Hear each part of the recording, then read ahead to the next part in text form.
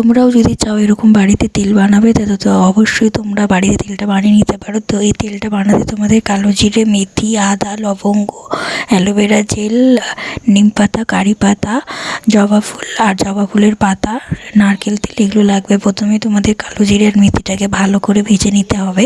তার মধ্যে তোমাদের পরিমাণ মতো নারকেল তেল, মানে যে যেরকম তেলটা বানাবে সেই পরিমাণ তোমরা নারকেল তেলটা দিয়ে দেবে। নারকেল তেলটা একটু ফুটে গেলে ওতে তোমরা যদি পেঁয়াজ দিতে চাও, পেঁয়াজ, একটুখানি আদা দিয়ে তেলটা ফুটিয়ে নেবে। তো একটু ফোটানোর পরেই তারপর তোমাদের যেসব পাতাগুলো বললাম, মানে নিম পাতা, কারি পাতা, তারপরে জবা ফুলের পাতা, তুলসী পাতা, এগুলো দিয়ে ভালো করে ফুটিয়ে নিতে হবে তেলটা।